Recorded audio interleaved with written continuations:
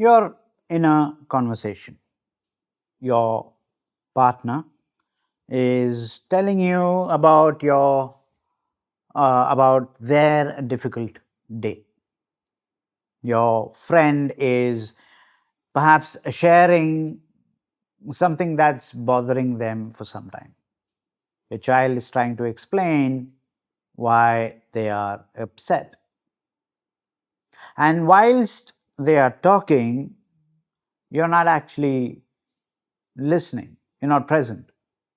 You're waiting for your turn to speak. You're planning your response. You're thinking about what to say. You're thinking about the solution that you're going to offer, your cunning plan.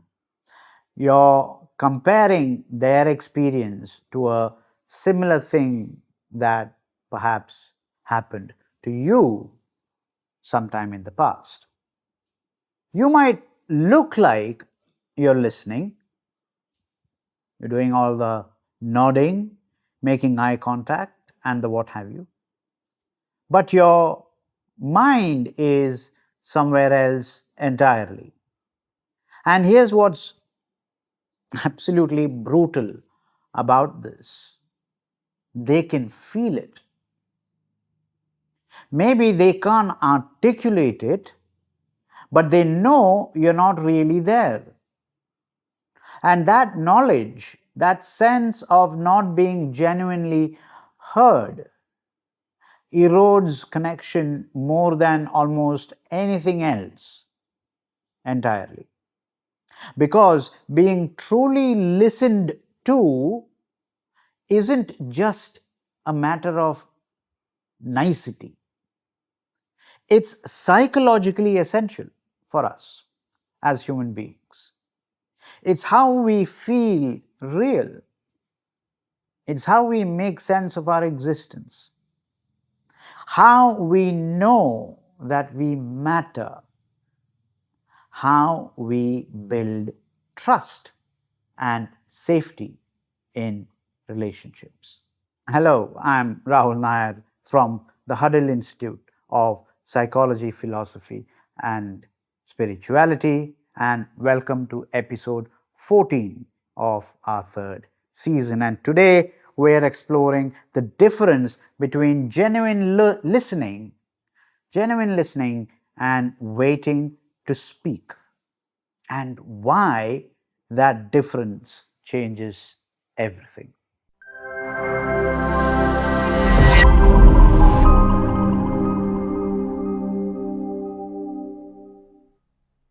So let's start with a simple truth. Most people, most of us, are terrible listeners. Not because we don't care, not because they don't care, not because they are selfish, but because listening, real listening, is psychologically and neurologically difficult. When someone is speaking, your brain is doing several things at the same time, simultaneously. It's processing the words, interpreting the meaning, accessing related memories, preparing potential responses, managing your own emotional reactions to what's being said, and scanning for threats or opportunities, all at the same time. That's obviously a lot of cognitive load.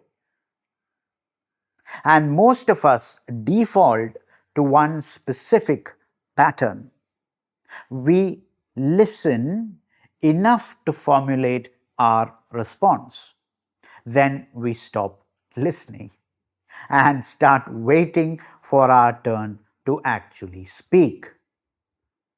This is what psychologists call listening blocks. You're not malicious.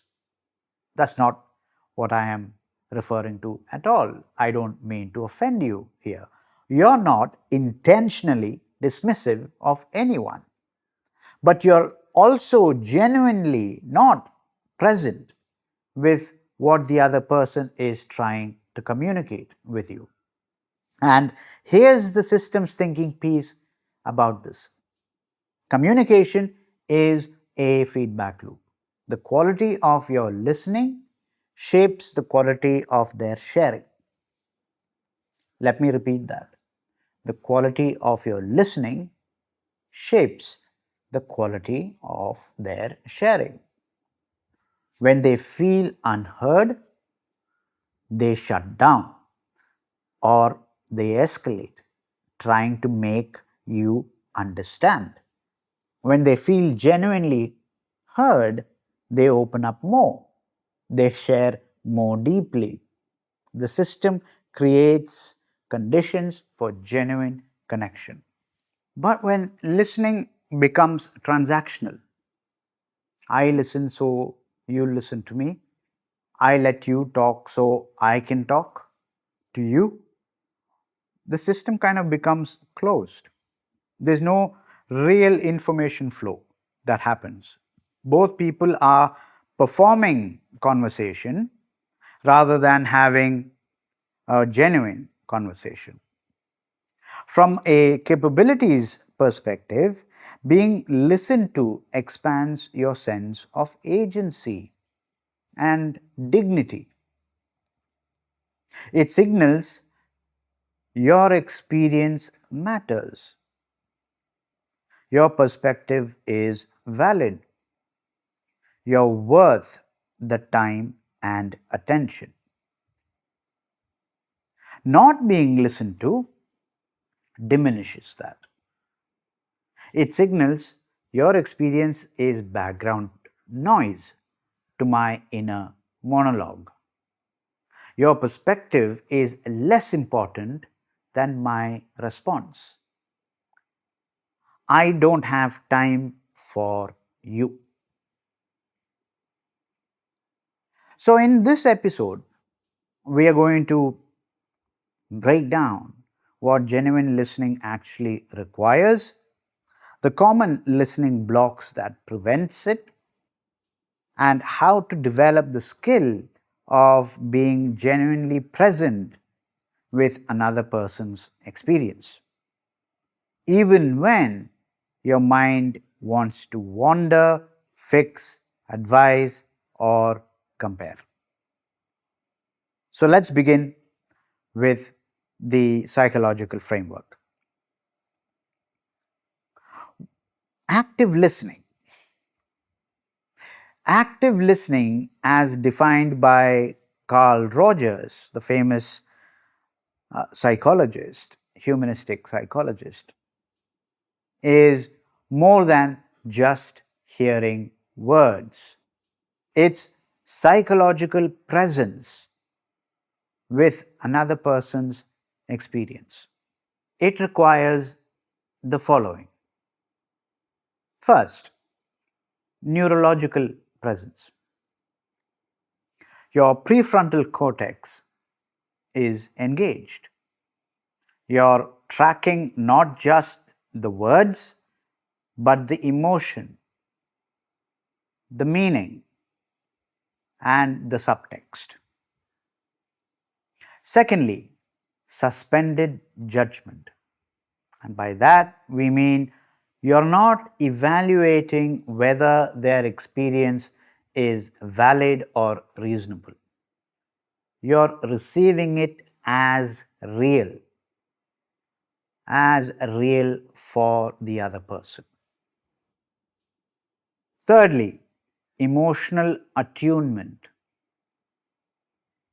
By that, we mean you're sensing when they are feeling what they are feeling underneath their words. Perhaps fear, grief, excitement, or maybe shame. And you're responding to that emotional reality, not just the content. Number four, genuine curiosity. You're interested in understanding, not in preparing your response, but understanding. The goal is insight into their world, not formulating your take on it.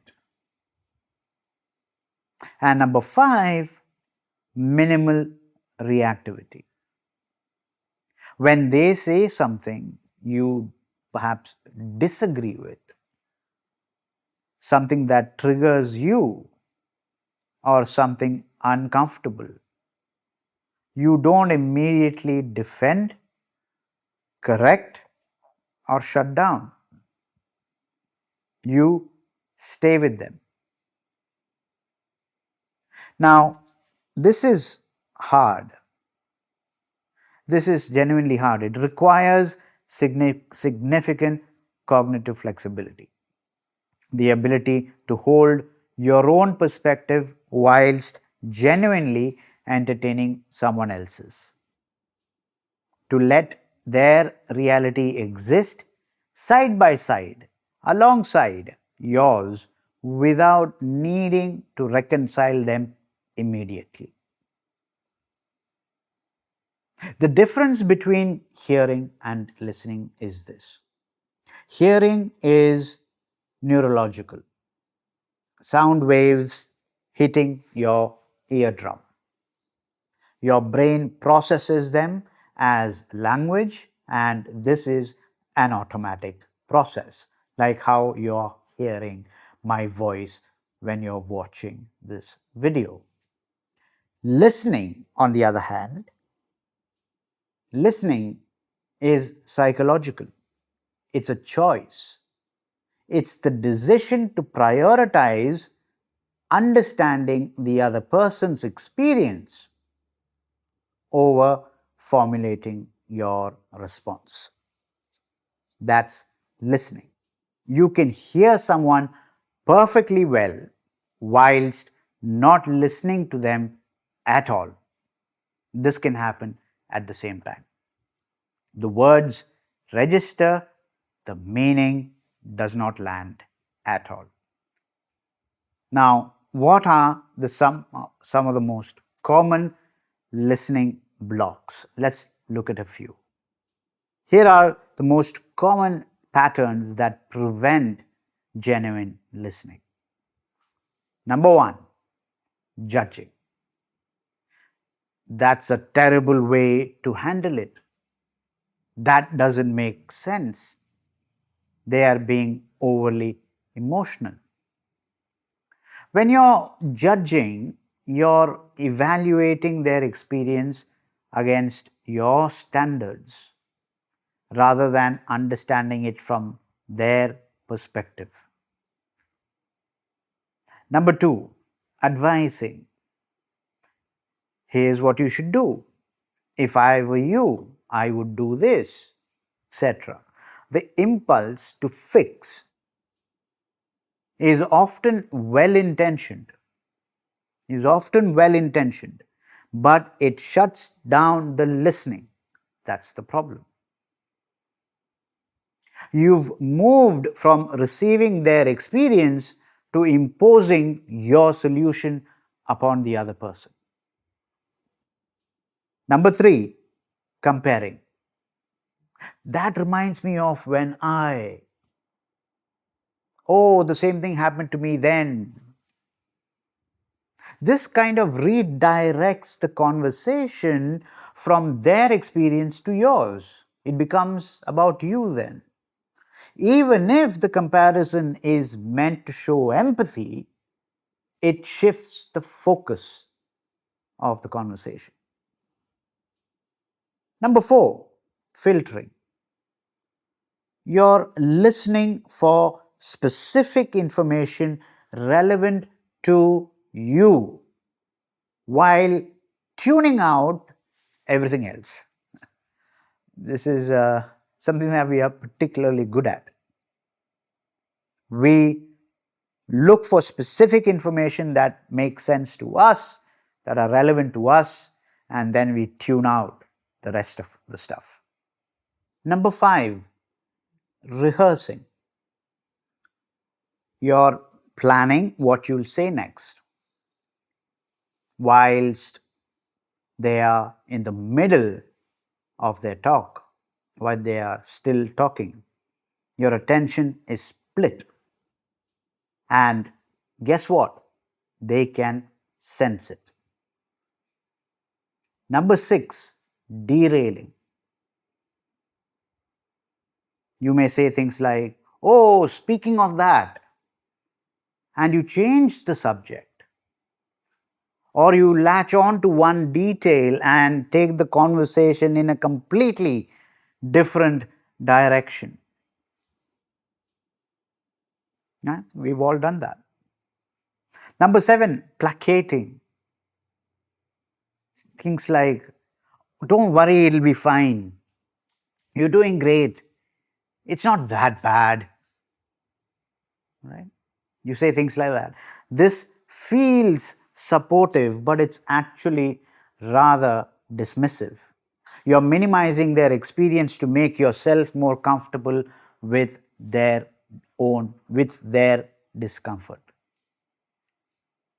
Now, here's what most people misunderstand when it comes to listening. Validation is not agreement. Validation is not agreement.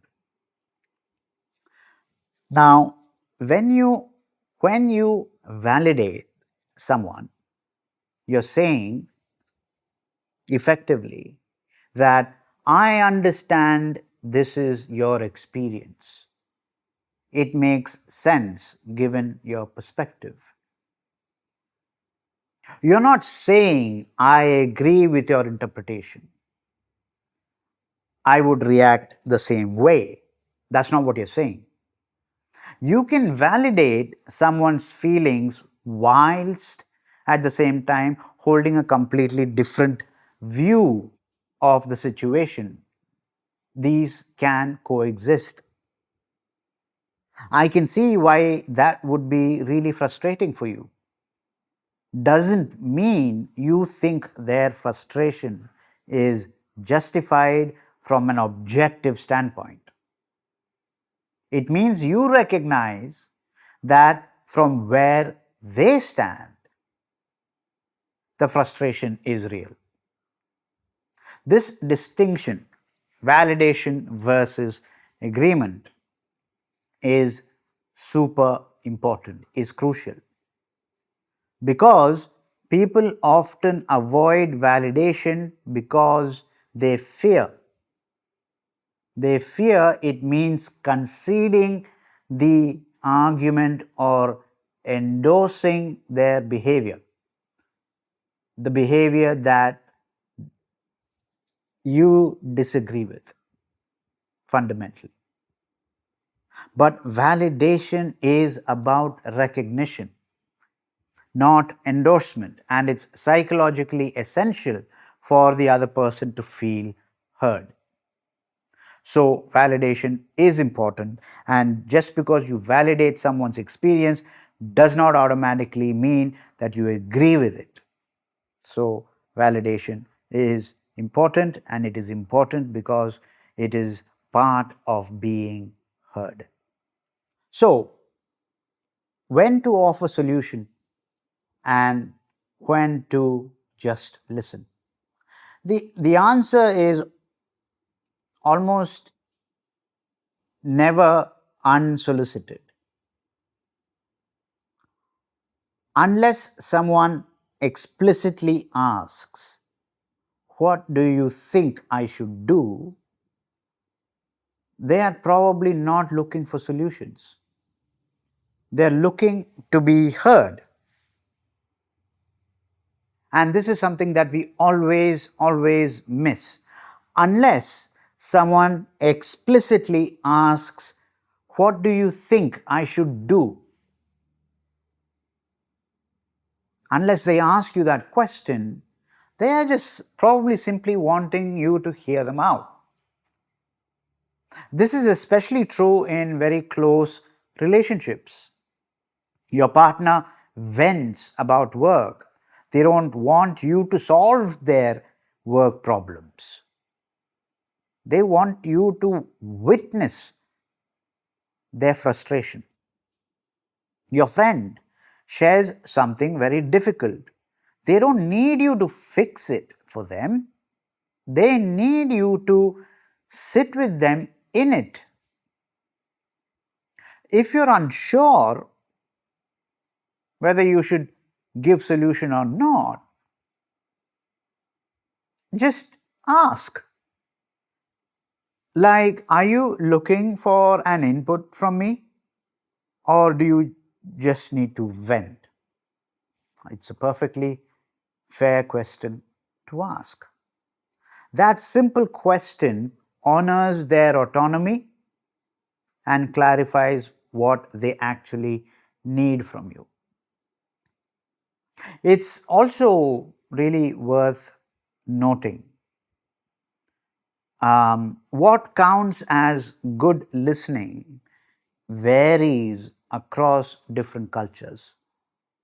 In some cultures, active listening includes frequent interjections, overlapping speech, and enthusiastic verbal responses. Silence is uncomfortable. In other cultures, active listening is quiet actually, with minimal interruption. Silence is respectful space for the speaker. Neither is wrong, but mismatched styles can create misunderstanding. Someone from an overlapping speech culture might feel unheard by someone from a silence as respect culture, and vice versa. Cognitive flexibility here means recognizing that different listening styles can exist and adapt based on context and situation and relationship. Now let's look at listening through a systems lens. In any relational system, be it a family, friendship, workplace, romantic, listening is how information actually flows. When listening is poor, the system operates on incomplete or perhaps inaccurate information, which is problematic. Misunderstandings multiply. Problems don't get addressed because they're not being heard. The system makes decisions based on assumptions rather than reality. When listening is strong, on the other hand, the system has access to accurate information. People share openly because they trust they'll be heard. Issues surface before they become crises. The system can adapt based on actual and real feedback. Listening isn't just a nice interpersonal skill, it's a system necessity. Now, how does poor listening create closed feedback loops? Here's the dynamic of poor listening.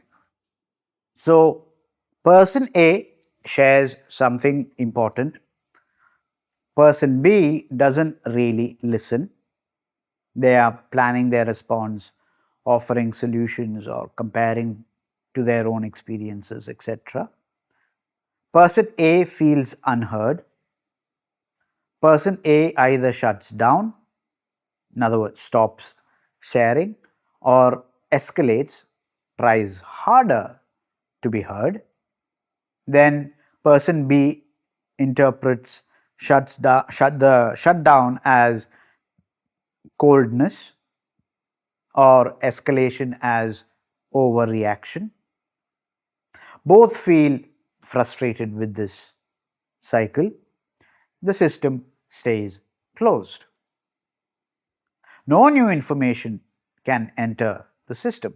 The pattern reinforces itself. Now, contrast this with genuine listening. Person A shares something important, B genuinely listens, in other words, present, curious, validating.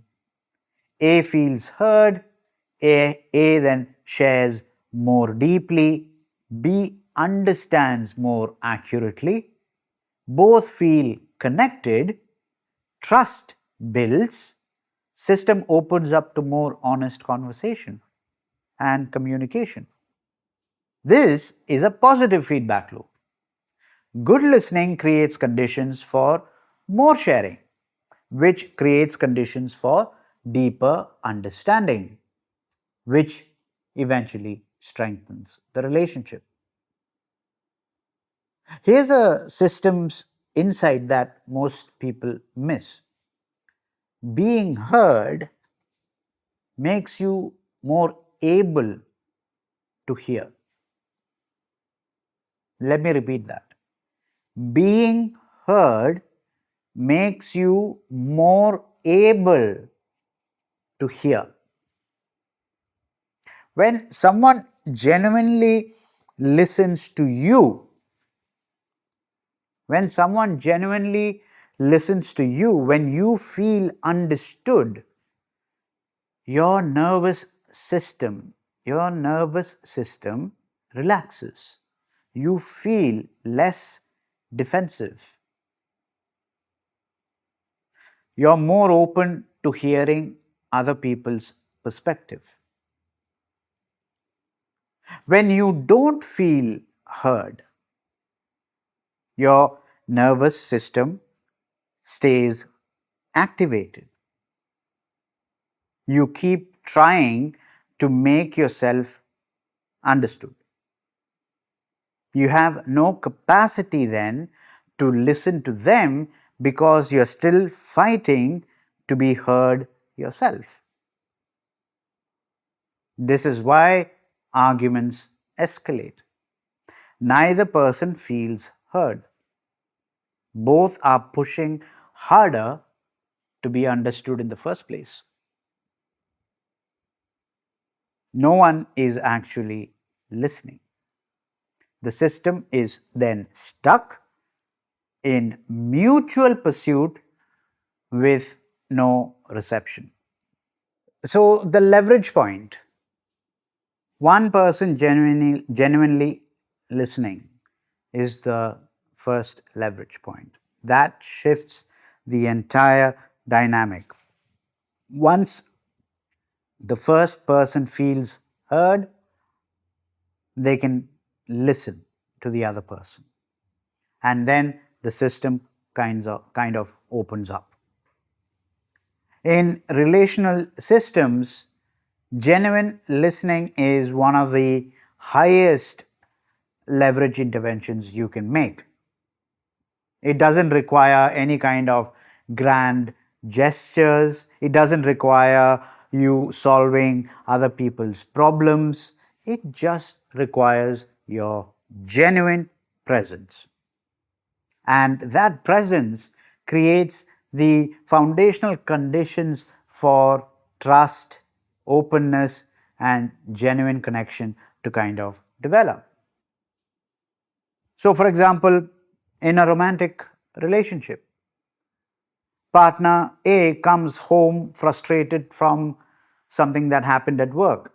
Partner B's response options are the following: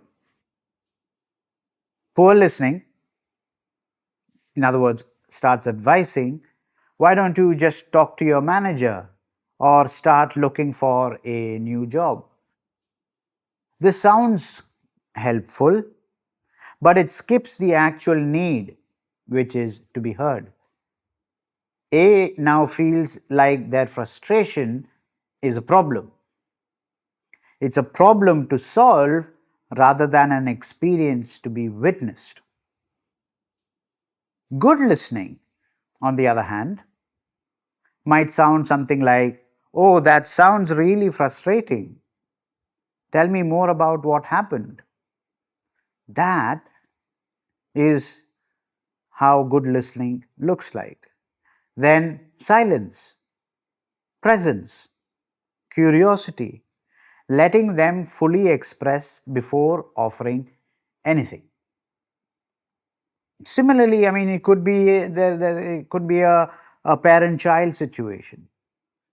Child comes home upset about a friend situation. Parents' response, poor response, could be placating by saying things like, "Oh, I'm sure it'll be fine. They probably didn't mean it. Don't worry so much." These are placating, minimizing it. They dismiss the child's experience. The child learns, my feelings are too much. I shouldn't share anything.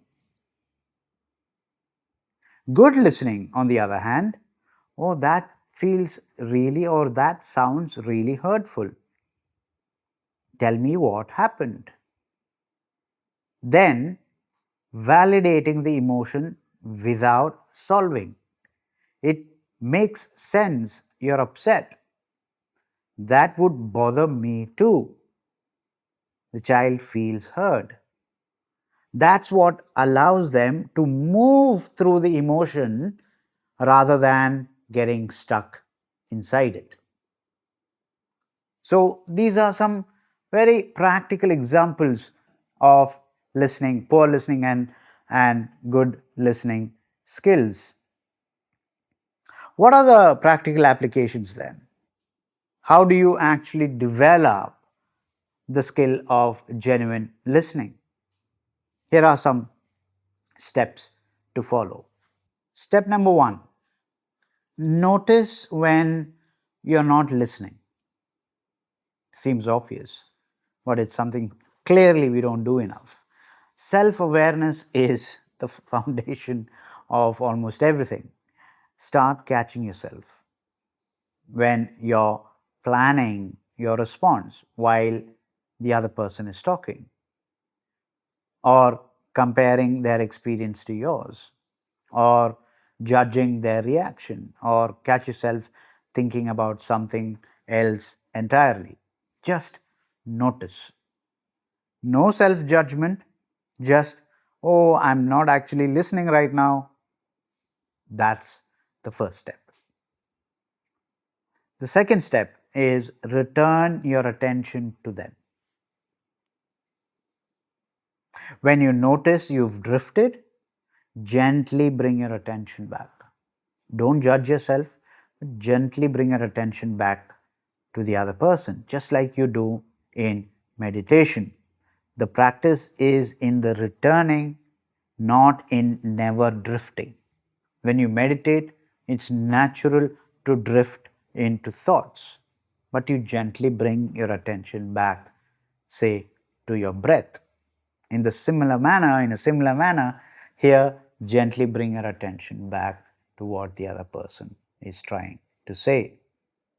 Step 3, use minimal encouragers. By that, what I mean is things like, tell me more, what was that like for you? Those kinds of things. These signal you're present without redirecting the conversation. Use minimal encouragers, but use them. Step 4, reflect back what you're hearing. This is always a very good strategy. I have personally benefited from this. So, what I'm hearing is that you felt dismissed when your manager didn't acknowledge your input. Is that right? So, you act like almost like a mirror. You paraphrase back to the other person. This shows that you're tracking. It also gives them a chance to clarify if you have understood it properly. Step number 5, validate the emotion. That makes sense. I can see why that must be frustrating to you. That sounds really difficult. You're not agreeing with their interpretation necessarily, you're just recognizing their emotional reality. Step number 6, ask before advising. Don't jump into the advisor mode. We all love to dole out our piece of wisdom. Don't kind of restrain your urge from doing so. If you have ideas about what they could do, check. Check first. Do you want to brainstorm some solutions? Or do you just want to kind of vent your frustrations? I'm okay with either. Honor their answer. If they say just vent, then stay back and don't jump into offering solutions. Step number 7, tolerate silence. After they finish speaking, pause. Don't rush to fill the gap with, don't rush to fill the silence with something. Give them space to go deeper if they want to. Many of the most important things people share come after that pause, that almost magical pause. If you fill the silence immediately, you miss it entirely. You don't give the other person that extra advantage, that opportunity to go deeper. Step 8, manage your own discomfort. When someone shares something painful, your instinct might be to fix it, minimize it, or change the subject because their pain is uncomfortable for you. Notice that impulse and stay anyway. Your ability to sit with their discomfort without fixing it is a gift. Let me repeat. Your ability to sit with their discomfort without fixing it is a genuine gift. Now, here are some specific practices that I really want to share from my own experience to help you build listening, strong listening skills. Practice number 1, the 3-minute listening exercise. Now, take a partner, with a partner, a friend, maybe your partner, any family member, whoever. Set a timer for 3 minutes. Allow the other person to talk. The person talks about anything. The other person just listens. No interrupting, no advising, no comparing, just presence. Then switch. This sounds simple, but trust me, it is surprisingly difficult and it's incredibly powerful once you begin to master it. So, the 3-minute listening exercise. Take a partner and then keep switching roles. One person talks, the other listens, then the other person talks, the other person listens. Practice number 2 is notice your listening blocks. For one day, just observe which listening block is your default. Is it judging, advising, comparing, rehearsing? Which one is it? Once you know your pattern, you can interrupt it. Practice number 3, ask one extra question. In every conversation, resist the urge to respond immediately. Instead, ask one more question to go deeper. That's very, very powerful practice. For example, what was that like for you? Or how did that feel? What do you think you'll do? This builds the muscle of curiosity over reactivity. Now, what about parents working with children? Teaching kids to listen is of paramount importance in this day and age. Now, we ought to model it. When your child is talking, put down your phone, make eye contact, and listen fully. Name it. I'm going to really listen to what you're saying. I want to understand. When they interrupt or don't listen, teach the skill. I'm going to finish what I'm saying and then I want to hear what you have to say. Can you wait until I'm done? That is teaching them the skill. This teaches them that listening is about presence, not just waiting for your turn. Now, what do you do when listening feels almost impossible? Sometimes you're just way too activated, maybe too hurt, too angry, or too overwhelmed to listen properly. That's okay. It's better to acknowledge rather than faking your listening. It's better to acknowledge these things rather than fake listening. You can say something like, I really want to hear you, but I'm way too upset right now to listen properly. Can we come back to this in an hour or two when I'm a little bit calmer? That's a perfectly valid thing to say. It's much rather, it's much better to be honest and acknowledge that you're unregulated at the moment rather than to fake listening. Because this is just being honest. It respects both people. And it's better than pretending to listen while internally defending or planning your counterattack. Now, listening, genuine listening takes cognitive flexibility. Here's what makes genuine listening difficult it requires the capacity to hold your own perspective while genuinely entertaining someone else's. And that's not easy. I know that. I appreciate that. Most people struggle with this. They think if I genuinely understand their perspective, I might have to change mine. If I validate their feelings, I'm conceding the argument. No, not necessarily. But cognitive flexibility means you can do both.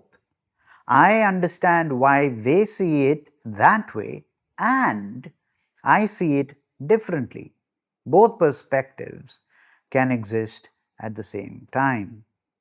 This is what allows you to listen fully without feeling like you're abandoning your own truth.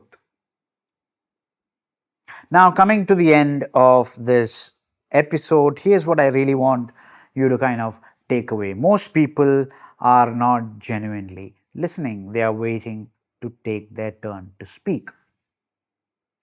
And the difference between the two changes almost everything.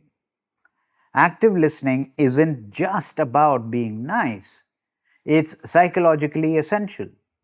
It's how we feel real, valued, and connected. It's how relational systems get accurate information and create conditions of trust. But genuine listening is, like I just said, is hard. It requires neurological presence, suspended judgment, emotional attunement, and curiosity. It requires cognitive flexibility, the ability to hold your perspective while genuinely entertaining somebody else's. The systems insight, as we talked about, is that good listening creates positive feedback loops.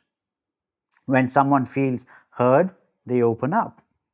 When they open up, understanding then deepens. And when understanding deepens, the connection then strengthens and the system opens up even more. The leverage point is simple but difficult. Be present, really present, not planning your response, not comparing to your experience, not fixing, just there, just be there. In the next episode, we're looking at vulnerability versus oversharing, because there is a very fine line between opening up in ways that build connection and opening up in ways that overwhelm or manipulate. And knowing the difference is crucial. If listening is hard for you, coming back to today's episode, or if you've experienced what it's like to be genuinely heard, then let me know in the comments what has made the difference in your life.